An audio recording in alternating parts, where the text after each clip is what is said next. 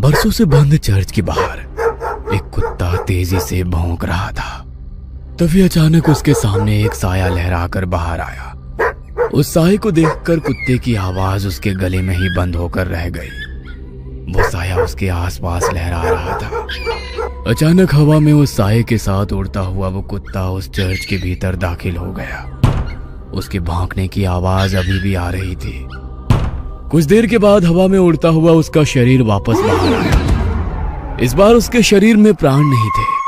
उसका पूरा शरीर सफेद था। मनाली शहर के बाहर एक पुराना चर्च बरसों से बंद था। उसके आसपास कोई भी नहीं जाता। कुछ दिनों के बाद कॉलेज के बच्चों की एक ट्रिप मनाली घूमने आई थी। रात के वक्त कॉलेज के कुछ बच्चे अपने टीचर को बिना बताए होटल से बाहर निकल गए। अरे यार, ये लोग तो हमें नर्सरी के बच्चों की तरह ट्रीट कर रहे हैं। ऐसे घूमने में क्या मजा आएगा। और नहीं तो क्या, यहाँ जाना है वहाँ नहीं जाना है, ऐसे करो वैसे करो, खाने का टाइम हो गया, सोने का टाइम हो गया। सोचा था लड़कियों के साथ मौज मस्ती करेंगे, मगर लड़कियों को तो दूसरे होटल में ठहरा दिया। यहाँ अकेले दीवारों के साथ सर फोड़ो। अब होटल से निकलने के बाद क्या करना है बताओ। करना क्या है, चलो ऐसे ही रोड पर घूमेंगे। तीनों दोस्त बातें करते हुए सुनसान सड़क पर चले जा रहे थे। कुछ दूर चलने के बाद वे लोग उस चर्च के बाहर पहुंच गए। देख, ये चर्च कितना सुंदर लग रहा है। हाँ, सुंदर तो है, मगर ऐसा लग रहा है कोई यहाँ आता जाता नहीं है। शायद कोई पुराना चर्च है। अंदर चलकर देखते हैं। अंदर जाकर? अरे नहीं, अभी रहने देते हैं, कल सुबह आएंगे। अरे कल सुबह? कल तो हमारे साथ प्रोफेसर वगैरह सब रहेंगे। वे लोग हमें खुद से दूर नहीं जाने देंगे। अभी चलते हैं ना, रात या दिन क्या फर्क पड़ता है। हाँ, वैसे भी हम लोगों के पास मोबाइल में टॉर्च तो है। बोरिंग सी ट्रिप में थोड़ा सा एडवेंचर हो जाएगा। मनदीप का मन नहीं था, मगर रोशन और जतिन के कहने पर वो उन लोगों के साथ उस चर्च के भीतर दाखिल हो गया। चर्च के अंदर जगह जगह जाले लगे हुए थे। जैसे ही मोबाइल की लाइट से उस चर्च के भीतर थोड़ी सी रोशनी हुई, चमगादड़ उड़ते हुए चर्च के बाहर निकल गए। लगता है ये बहुत टाइम से बंद है, तभी तो चमगादड़ ने यहाँ पर डेरा जमा लिया। यार, मुझे यहाँ की वाइब्स कुछ ठीक नहीं लग रही है, हम लोग चलते हैं। कहते हुए मनदीप पलटकर दरवाजे से बाहर निकलने वाला था। तभी उसके पैर किसी ने पकड़ लिया। वो जोर से चीखा। क्या हुआ? मेरा पैर किसी ने पकड़ लिया है।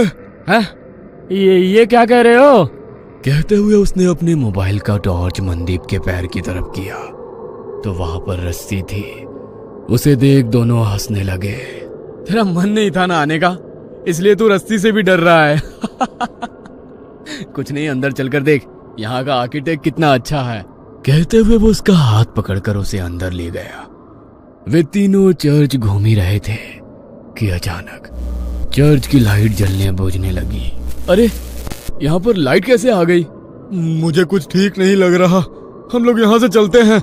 कहते हुए वो अपने दोनों दोस्तों के हाथ पकड़कर दरवाजे के पास गया, मगर अचानक ही दरवाजा बंद हो गया। तीनों दरवाजा खोलने की कोशिश कर रहे थे, मगर दरवाजा नहीं खुल रहा था। अरे, ऐसे कैसे हो सकता है? अभी तो ये दरवाजा खुला था। किसने बंद किया? प्लीज हेल्प, हमें डराने की कोशिश मत करो। कोई और रास्ता होगा यहाँ से निकलने का, ढूंढकर वहां से निकल जाते हैं। कहते हुए जतिन जैसे ही पलटा, दहशत के कारण उसकी आंखें फटी की फटी रह गई। उसने देखा उसके सामने एक नन खड़ी हुई थी। वो अपनी बड़ी बड़ी लाल आंखों से उन लोगों को घूरने लगी। ये क्या बला है, भागो यहाँ से। जैसे ही मनदीप ने उन लोगों को भागने को कहा, वो नन धुआं बनकर गायब हो गई। हैं? अब ये कहाँ गई? रोशन और मनदीप उसे इधर उधर ढूंढने लगे। तभी अचानक उन्होंने देखा कि जतिन जमीन पर रेंग रहा था। उसकी आंखें नन की तरह ही लाल थी, चेहरा पूरा सफेद और हाथ पैरों की चमड़ी जली हुई। उसे देखकर वे दोनों डर गए और चीखते हुए वहां से बाहर निकलने की कोशिश कर रहे थे, मगर उन्हें चर्च से बाहर निकलने का कोई रास्ता नजर नहीं आ रहा था। दोनों डर कर एक कोने में खड़े थे। जतिन तेजी से छिपकली की तरह रेंगता हुआ उनकी तरफ बढ़ा और उन लोगों को देख अपनी जीभ लपलपाता रहा। कभी जतिन का चेहरा नजर आता तो कभी उस नन का। हमने तुम्हारा क्या बिगाड़ा है? छोड़ दो हमारे दोस्त को, हमें यहाँ से जाने दो प्लीज, हमें यहाँ से जाने दो, हम कभी यहाँ नहीं आएंगे। कहते हुए मनदीप ने उस नन के आगे हाथ जोड़ लिए। नन उसे देख मुस्कुराने लगी। उस नन ने मनदीप का हाथ पकड़कर उसे अपनी ओर खींचने की कोशिश करी, मगर मनदीप के हाथ में गुरुद्वारे का पवित्र कड़ा था। उसे छूते ही नन को तेज झटका लगा और वो जमीन पर गिर गई और वो नन धुआं बनकर जतिन के शरीर से बाहर निकल गई। जतिन बेहोश जमीन पर पड़ा था। रोशन उसको होश में लाने की कोशिश करने लगा। जतिन जल्दी उठ जा, हमें यहाँ से निकलना होगा। जतिन प्लीज उठ जा। तुम लोगों को क्या लगता है कि तुम लोग इससे बच सकते हो? नहीं, तुम लोग अब उसके शिकार हो, यहां से बचकर नहीं जा सकते हो। वैसे भी यहां कोई नहीं आता। यहां गलती से कोई जानवर भी आ जाता है तो वो उसे नहीं छोड़ती। फिर तुम लोग तो इंसान हो, तुम लोगों का मरना तय है। मगर ना जाने क्यों मुझे आज ऐसा लग रहा है कुछ अलग होने वाला है। फादर कुछ और कह पाते, उसके पहले ही उसने रोशन का गला पकड़ लिया। उसकी सांसें घूटने लगी।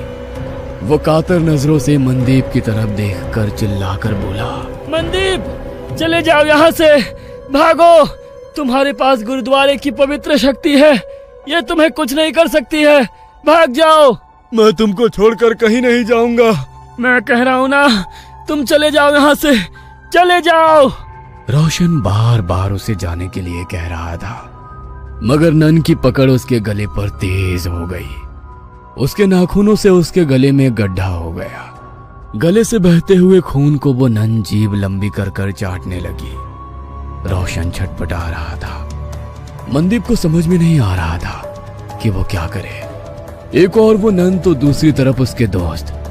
तभी उसके दिमाग में एक विचार आया। उसने अपने हाथ का कड़ा निकाला और एक हाथ में कड़ा और दूसरे हाथ में कृपाण ले वो जोर से बोला, वाहेगुरु जी का खालसा, वाहेगुरु जी की फतेह। जो बोले सो निहाल, सत श्री अकाल। मनदीप ने वो कड़ा नन के हाथों में डाला और सीने में कृपाण डाली। वो नन छटपटाने लगी। उसने रोशन की गर्दन छोड़ दी।